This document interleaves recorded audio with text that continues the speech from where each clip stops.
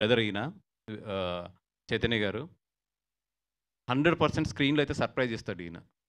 ఈరోజు అంటే నేను కొన్ని మూర్తి గారు, నిశాంత్ గారు మీరు అందరూ తెలుసు కదా, కొన్ని నేను గట్టిగా చెప్పానంటే గట్టిగా తగులుతాయని. ఈయన మాత్రం సర్ప్రైజ్ ఇస్తాడు స్క్రీన్లోని. మీరు చూడండి సినిమా.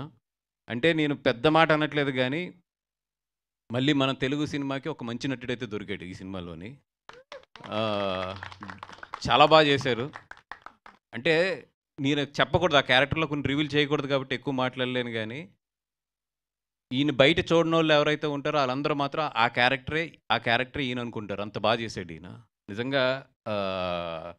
హ్యాట్స్ అంటే ఫస్ట్ సినిమా అంటే మీన్ సెకండ్ థర్డ్ సినిమా అనుకున్నా, థర్డ్ సినిమా అనుకుంటానండి, అందుకని ఎక్కువ పోగొట్టలేదు. బట్ డెఫినెట్గా మీకు ఎదరెదర స్టేజెస్ మీద మాత్రం నటనకి మాత్రం చాలా డెఫినెట్గా మిమ్మల్ని బాగా మెచ్చుకుంటారు. థ్యాంక్ యూ అండి. సురేష్ బబ్లీ గారు, రాంబాయి సాంగ్ మాత్రం గుమ్మేపోతుంది.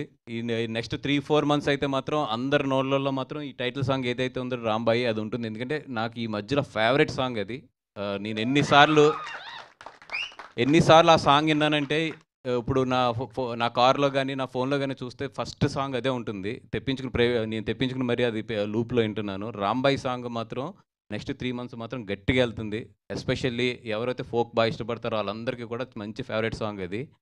నేను వంశీకి కూడా చెప్పాను ఆ టైటిల్ సాంగ్ నుంచి సినిమా పబ్లిసిటీ స్ట్రాటజీ చేయమని చెప్పి, ఎందుకంటే అంత మంచి సాంగ్ అది. డెఫినెట్గా బొబ్లీ గారు మళ్ళీ గట్టి సాంగ్ ఇచ్చారు. ఆల్ ది బెస్ట్ అండి. ఇంకా మా వంశీ నందిపాటి చేతిలో పడిందంటే ఇంకా పబ్లిసిటీని పిప్పు చేసి దాంట్లో జ్యూస్ అంతా పిండేసి మీరందరూ టైర్డ్ అయిపోయి వంశీ ఫోన్ వస్తే జడిసిపోయేటట్లు చేస్తాడు నాకు తెలుసు.